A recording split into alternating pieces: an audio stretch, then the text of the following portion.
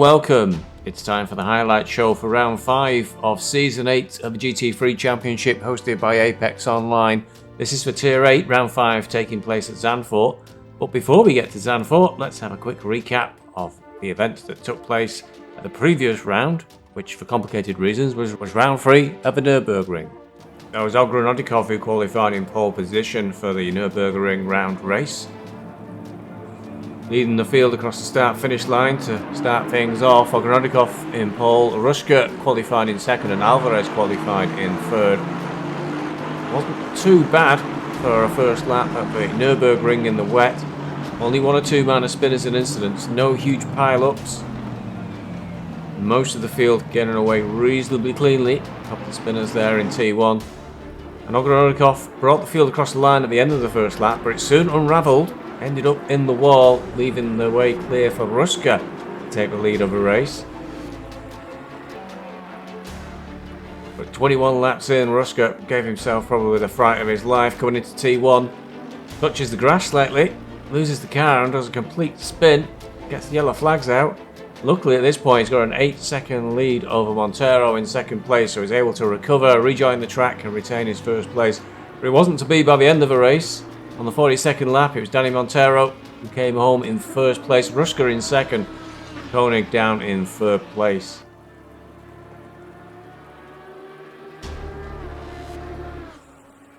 Driver of the day, McKinley from Celtic Bromance, coming back from a long way down the field, make up quite a number of places. McKinley involved in the middle of a race in a 4-way battle with Calvin de Souza, Steve Bezic of BeesWax Racing, and Daniel Nilsson, eventually finishing behind de Souza in 6th place. The official results then from round 3. Daniel Montero came in first place for Double Dam Daniel. Janis Ruska was in second. Nikolai Koenig came in third place. Top 10 for the Drivers' Championship. And this put Zigo joint first with Bieler following the round. Zigo not racing at the Nürburgring, so both the drivers tied on 241 points. Daniel Montero from Double Dam Daniel was in third place, just 2 points behind the leading 2. Janis Ruska 4th, Nikolai Koenig was 5th, Daniel Petrov from the other Double Dam Daniel driver was in 6th place. JP McKinley moved himself up into 7th. Jander van Dijk from Eurocaf was 8th, Daniel Nilsson in 9th, and Manuel Duque from No Name was in 10th. Teams Championship. No movement for the top 3. Double Dam Daniel remains in first, Celtic Bromance second, Hexagon Nation third. No Name move up a couple of places into 4th. BeesWax Racing moved down to 5th. Only Steve Bezic was racing at the Nürburgring. Danny Martinez not able to make it.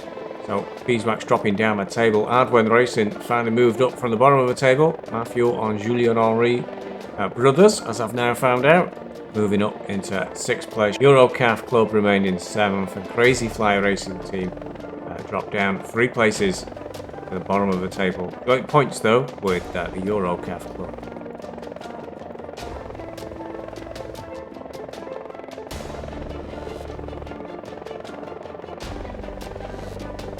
Moving on to results from qualifying for Zanfor.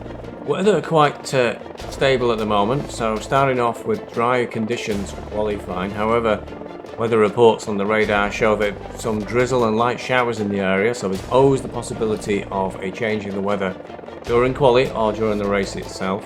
Air temperatures around 23 degrees, and the track temperature is a pretty low 20 degrees, so keeping those tyres warm in this race is going to be a bit of a challenge for some of the drivers.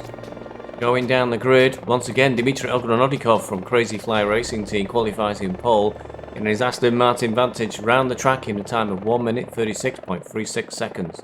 Just 1/100th behind him, Piers Bieler qualified in 2nd place and will join him on the front row. Janis Ruska is on row 2 in 3rd place alongside Ibrahim El Magdoub from Eurocaf Club. Row 3 in P5 is Pavel Popinakov alongside Manuel Duque of No Name. Row 4, Daniel Petrov from Double Dam Daniel alongside McKinley from Celtic Bromance. Row 5, Radomir Kazurski alongside Calvin de Souza. Row 6 in P11 is Nikolai Koenig alongside Marcel Zigo. Row 7, Julien Henry of Ardwen Racing Team alongside Carlos Alvarez. Row 8 is Grzegorz Dudka who's got a 30-second penalty for this race. Steinem from P15, who's alongside Daniel Montero for Double Down Daniel. Row 9, Daniel Nielsen, alongside Uros Huzjak of Celtic Bromance. On row 10 is Mikhail Baliki, alongside Ricardo Fontao. Row 11 in P21, it's Matthew Henry from Ardwen Racing Team, alongside Simon Vazarik. In P22, Simon's the first driver to be more than 1 second away from pole, so an incredibly tight field here at Zanfor. On row 12 for No Name, it's Lord Nem, alongside Steve Bezic from BeesWax Racing. On row 13, it's Aranas Morkis, alongside Andrei Renihag from Hexagon Nation. Row 14, Mads Jensen, alongside Artos Ivanov. Artos got a 45-second penalty coming into this race from the stewards.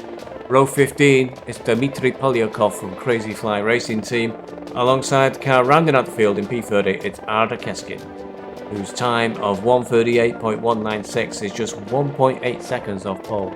So everybody very evenly matched for pace for the Zandvoort round.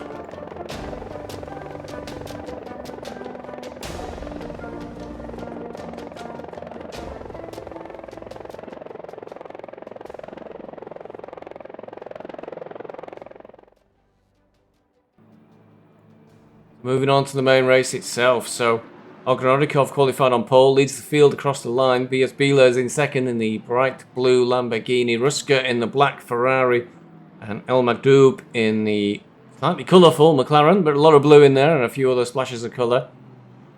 So Daniel Petrov got a good start there in 5th place, trying to get around the outside of turn 3. Manuel Duque, well, looked to be in 6th. Some small changes of position at the start of the race. Through the first few corners safely and onto the winding back straight. Very difficult to achieve a pass down there. What you can do is try and carry some speed towards this sweeping right-hander of turn 6. Very slippy on the Zandvoort track. Most of the front of the field are through okay. That looks like Danny Montero possibly there, swinging wide. Hard to tell from this distance. But the Ferrari there in the middle of the pack, BeesWax Racing, losing the rear end. Coming together slightly with the Porsche, but ends up pointing the wrong way in the gravel trap. So a bad start there, but at the front of the field it's Dmitry Ogrodikov pulling clear of Piers Bieler, getting a good few car lengths already on lap 1.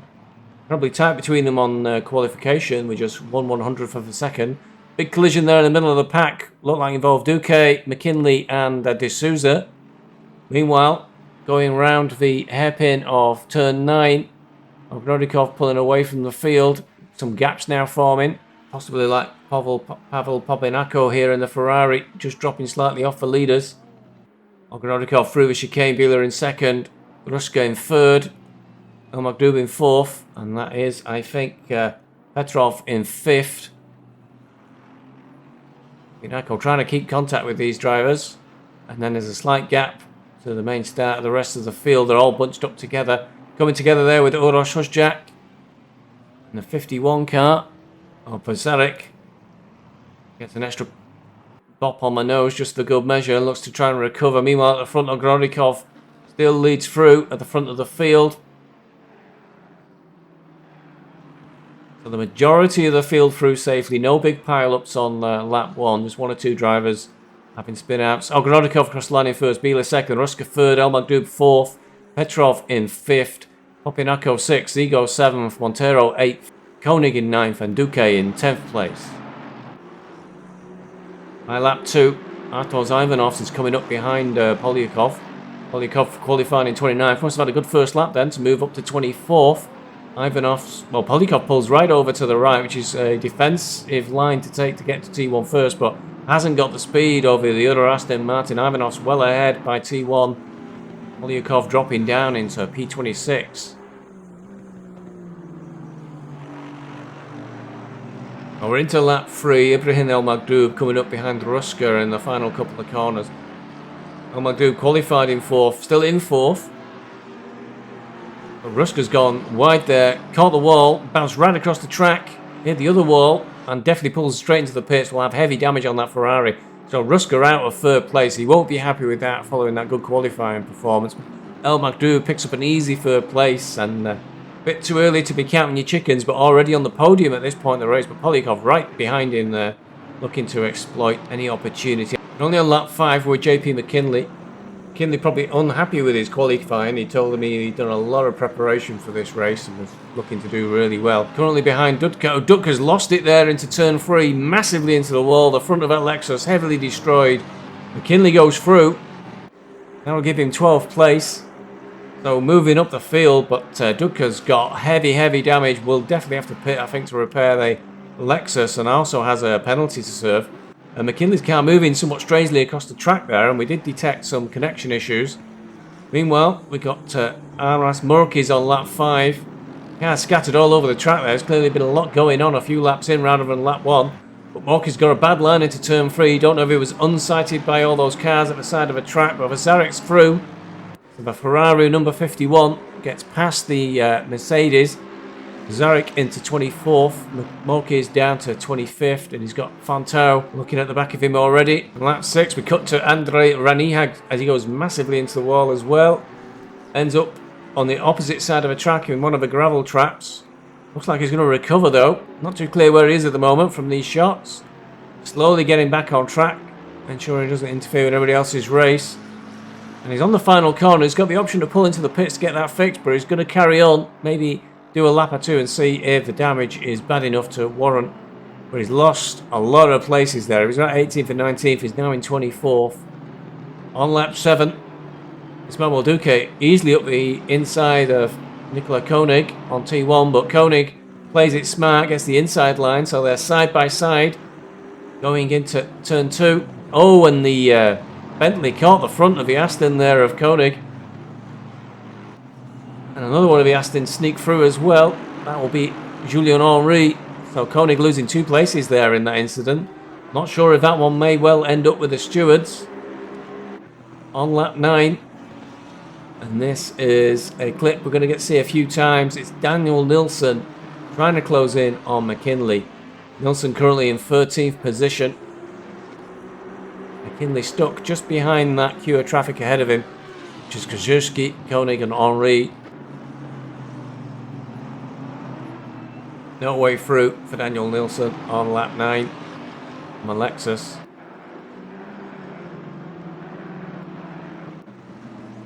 Same again on lap 10, coming up to the same point in the track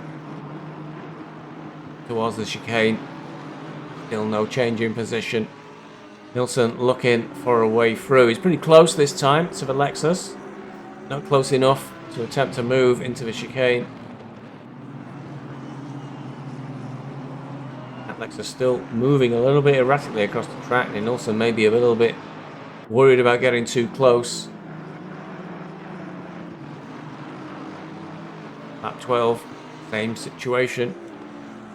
Still Zerski ahead on track. The McLaren there in the mix is actually a lap down. I think this car still moving a little bit strangely across the track. Jota McLaren there in the mix is a long way down on the field.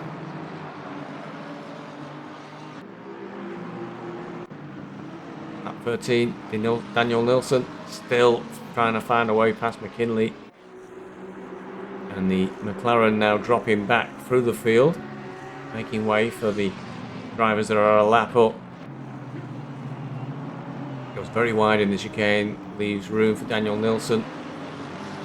The gap now to McKinley over a second.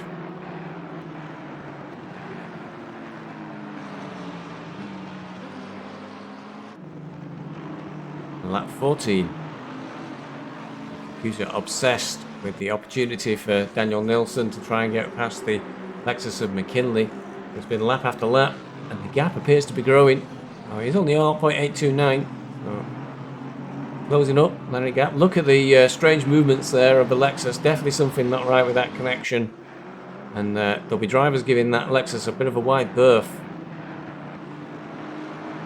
The last thing you need is a car warping inside your own. You'll get massive damage. By lap 16, Pavel Papenoko here in the black and white Ferrari coming up behind Ibrahim El Magdoub.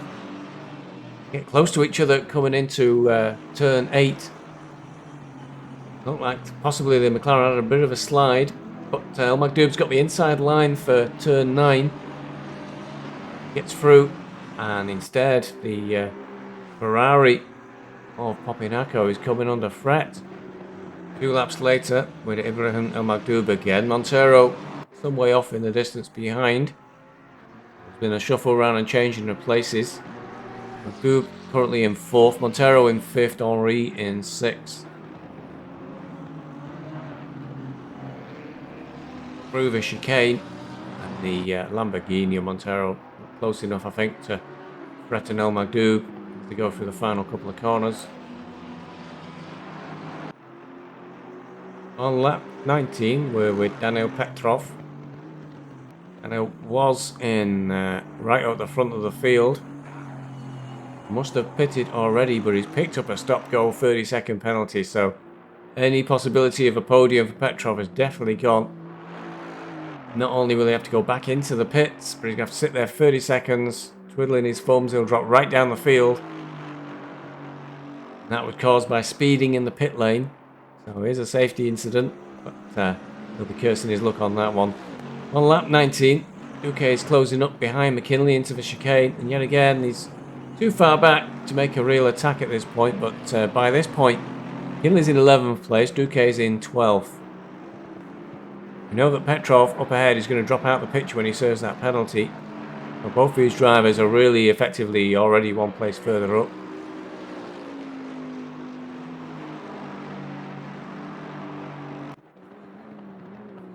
And on lap 20, finally Duque has gotten close enough to the Lexus. A big gap there, and it behaved as though there was an impact. There was clearly a massive gap between the two cars. But it slowed them both down. Montero's through, ahead of McKinley at last. A lot of drivers been queuing up behind McKinley to try and get a way through, though McKinley was always keeping a fair distance between himself and those behind him. The number 80 Aston of Julien Henry was also queuing up there along with Duque. On lap 22, with Manuel Duque just coming out of the chicane, just up ahead of him, Pavel Polkinako in the Ferrari. Coming around the final 2 corners, but Papino's got way too much grass there and was right into the gravel trap. He must be off track. Easy through for Manuel Duque. Also for Koenig. And I think Krzyzewski may have been through as well there. Yes, he was. So disaster for Popinaco there. He was ahead of Duque in 8th place, but he's dropped all the way down to 11th. Lap 22, Mathieu Henry coming up on Keskin. This is for 25th and 24th position, but Henry's got the inside line for turn 1. Force the McLaren out onto the slightly slower outside line. They'll be side by side as they come through turn 2, but the Aston should have the right position, be ahead of the McLaren before turn 3, but the McLaren also catches the grass. Henry has to be careful not to have a collision, so that may inadvertently give the McLaren a chance to come back at him. Lap 24 with Manuel Duque. Just coming round turn 9 and up towards the chicane. He's got Koenig right on his tail. Koenig's too far back to try anything into the chicane. Should go through safely. So this fight now settling down into Kinley, Duque, Koenig.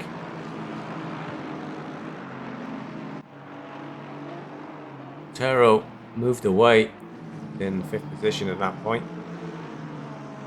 On lap 25, Ricardo Fontau coming up behind the Porsche of Lord Nem.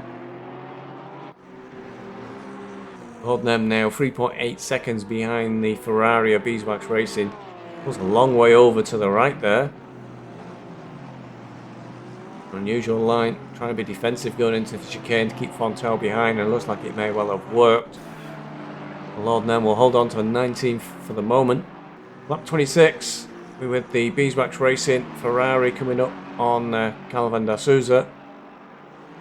Souza takes the inside line to attempt to defend T1. Ferrari's got too much speed out of the final corner. Sweep past the Aston Martin is ahead before T1. And this Ferrari span out right at the start of the race, but we'll see maybe a little bit more of that later on. On lap 28 with Nicola Koenig coming up on Danny Montero. They swept through turn 9 coming up towards the chicane, and the order's changed again. It's McKinley, Duque, Montero and Koenig. Looks possibly shuffled up following pit stops. Very tight between these four. This was where the real race was at the Zandvoort.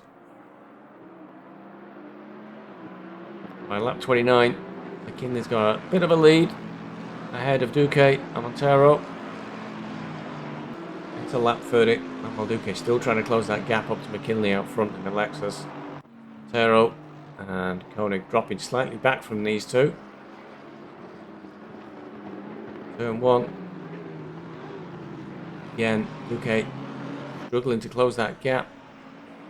Only 0.6 seconds though, so super close between the pair of them. 31. Duque still trying to find a way to close in on the Lexus of McKinley. Hanging on for 4th place. Winging across to the right hand side of the track to try and break the toe and cover off the inside of turn 1. Duque comes around the outside, sweeping around the outside of turn 1, trying to make that one get through, but that's a slower line. McKinley comes out of T1 ahead and into T2 with enough of a lead to be safe into turn 3.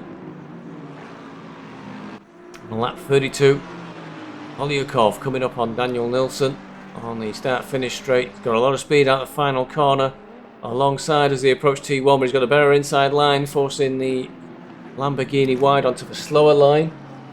Get ahead for T2. Makes that one look pretty easy really. Into 14th place for Polyakov.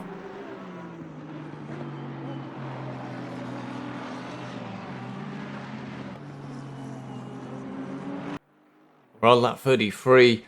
McKinley still in front of Duque and Montero. Montero diving up the inside there of Duque into T1. I'm not sure he was close enough for that manoeuvre, but he's made it stick.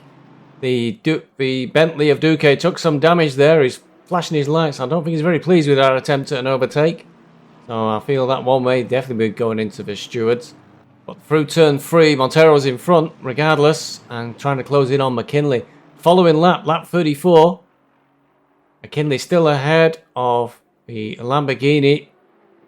Duque trying to go around the outside. Oh! Big hit there on the back of McKinley. There was definitely a hit this time. Definitely no clear space. McKinley recovers a little bit dangerously onto the track. But I think in the meantime, Duque tried to get around the outside of Montero.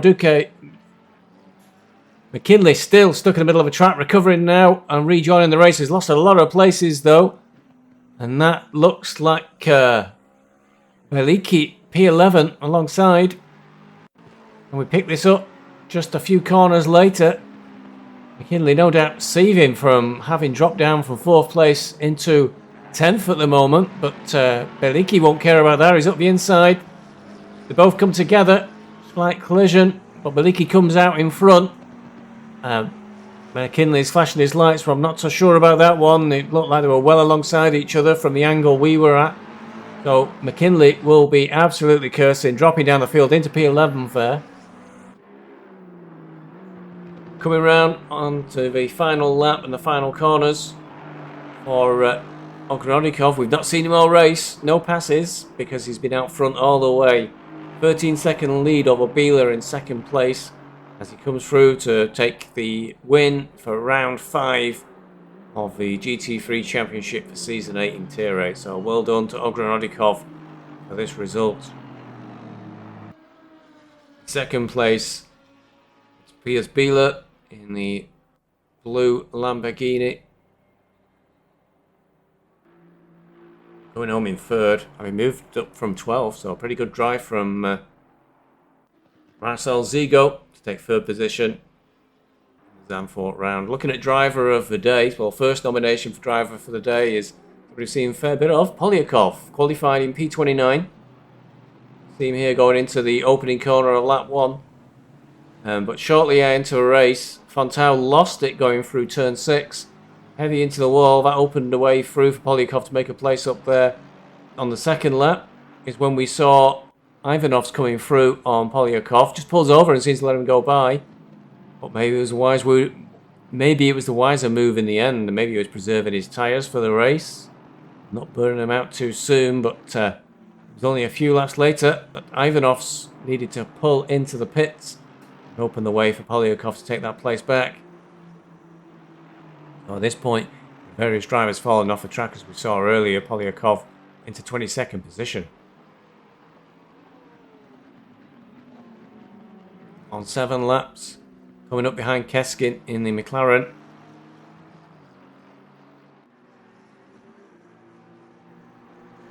And Keskin loses it on the last corner, goes into the wall. And Polyakov slides through. Take that place into 17th. Keskin probably no doubt carrying damage from there. Lap 10. Up to Lord Nem, up the inside. Forcing the Porsche onto the outside line. Another pass by Polyakov and his move up the field.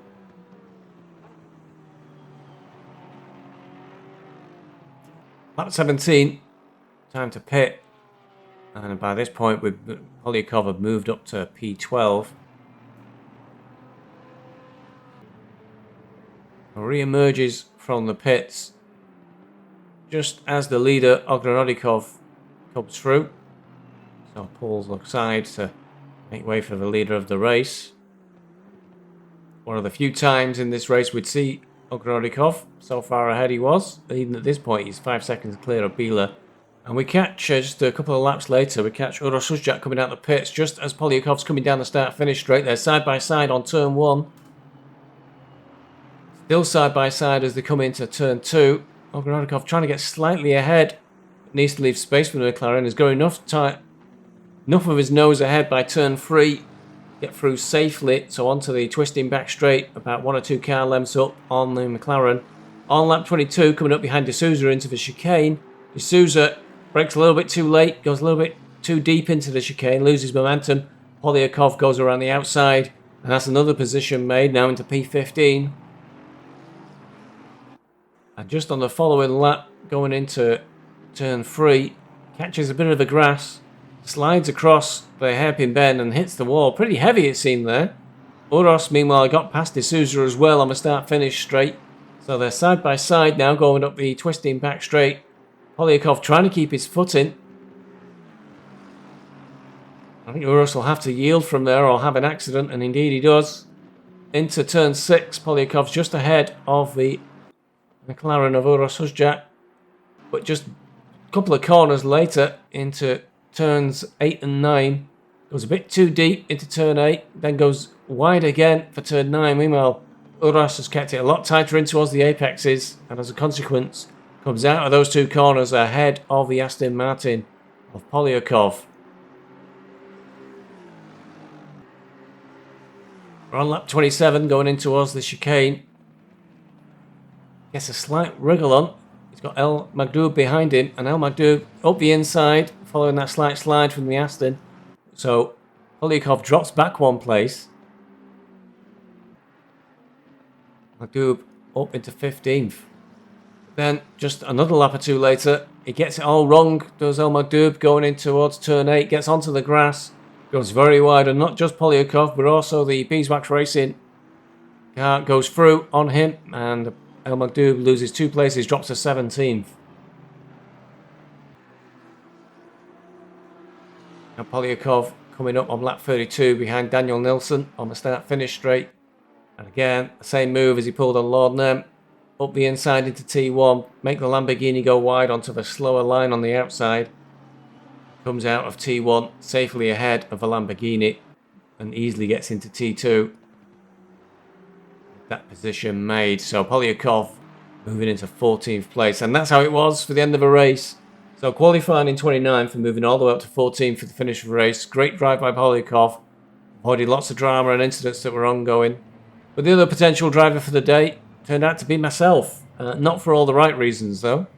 Into the start of a race, I'm qualified in 24th place. But it was on lap 1. Going into turn 6, suddenly loses the car, catches the Porsche of Lord Nem and ends up pointing the wrong way in the gravel trap. Thankfully everybody else managed to avoid me. But by this point I was dead last.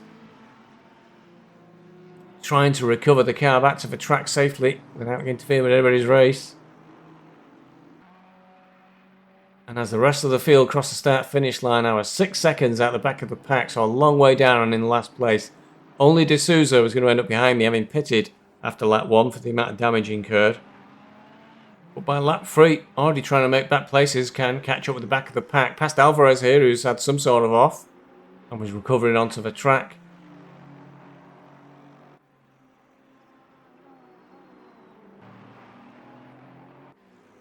Then just a short while later,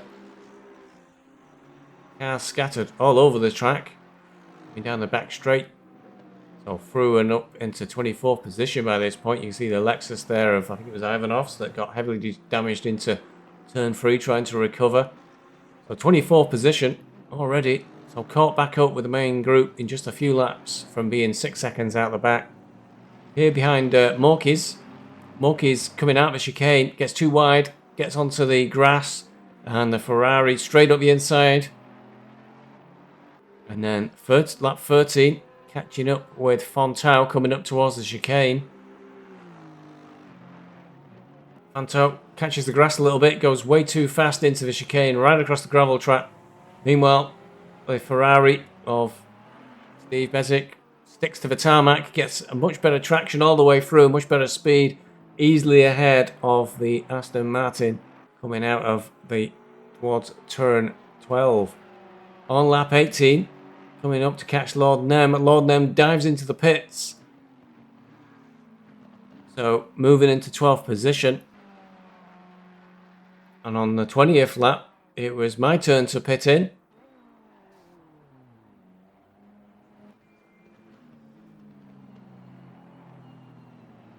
I mean, this point reached all the way up to 5th position. That's where Petrov had picked up his stop-go 30. And coming out of the pits, that's Bieler, who's in 2nd place, so a lap up. Just in the background there, I think we saw Lord Nem, so the position has been taken during the pit stop procedures. On lap 26, now into 18th, coming up behind D'Souza. D'Souza takes the inside line to try and protect turn 1, but the Ferrari's got too much speed coming off the outside of the final corner. And Alexis there coming out of the pits as well to add a bit into the mix for D'Souza. Make it difficult. So the Ferrari well clear by lap 27. Trying to close in on Polyakov. But this was where El Magdoub had gone wide. Rejoining the track behind the Ferrari. So the BeesWax racing car moves into 16th position. And that's how it stayed for the rest of the race. El Magdoub tried everything, including the kitchen sink, to try and get past the 833 Ferrari, but didn't work out. Over the line in 16th place from effectively last and plus 6 seconds at the start of the race. So I think on the balance, we're going to have to give driver of the day there to Polyakov. Quite a number of good passes made moving up the field. I doubt I'll ever be modest enough to give myself driver of the day. So moving on to the official race results and the championship update. Dmitry Ogrodnikov came over the line in 1st place for Crazy Fly Racing Team, taking away a haul of 100 points. P.S. Bieler 2nd, Marcel Zigo in 3rd. Manuel Duque of No Name came across the line in 4th. Danny Montero for Double Damn Daniel in 5th. Nikolai Koenig for 6th. Julien Henry from Ardwen Racing Team 7th. Radomir Kazerski 8th. Janis Ruska 9th. Mikhail Baliki was 10th. Rosozjak from Celtic Romance was 11th. McKinley, he was not happy for Celtic Romance, was 12th. Pavel Popinako was 13th. Dmitry Polyakov from that great drive we've just been witnessing. Crazy Fly Racing Team came in 14th. Daniel Nilsson came in 15th. Steve Bezic for BeesWax Racing recovered to 16th. Ibrahim El Magdoub from Eurocaf Club will not be happy having qualified in 4th, finishing in 17th. Ricardo Fontau 18th. Lord Nem for No Name was 19th. Calvin D'Souza 20th. Mads Jensen 21st. Simon Vazarek 22nd. Mofio Henri for Ardwen Racing Team was 23rd. Arda Keskin was 24th. Regards Dutka was 25th. Non-finishers, quite a few non-finishers in this event. Arnas Morkis, Andrei Renihag from Hexagon Nation, Carlos Alvarez, Artos Ivanovs, and Daniil Petrov from Double Dan Daniel, all not finishing this race. Zanfor taking a fair number of casualties. Tight track for slippy surface and the close proximity of the walls causing quite a number of cars to drop out. So the Drivers' Championship, those positions at the end mean that P.S. Bieler pulls away. He's got 331 points now over Marcel Zigo, who's in 2nd with 322 points. That failure to finish really causing Zigo points. Danny Montero for Double Damn Daniel is in 3rd place. Janis Ruska is in 4th. Nikolai Koenig is in 5th. Dmitry Ogrodnikov, Crazy Fly Racing Team, with that victory, jumps up to 6th. Manuel Duque from No Name is in 7th. JP McKinley for Celtic Romance in 8th. They'll be cursing that 12th place, having been in such a strong position for most of the race. Could have moved a little bit further up the Drivers' Championship with a good result today.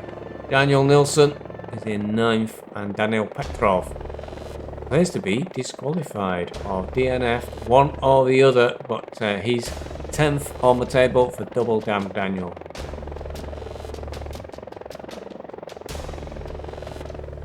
And for the Teams Championship, no movement for the top two. Double Damn Daniel, Daniel Montero and Daniel Petrov still lead the way with a very healthy lead of 81 points over Celtic Bromance.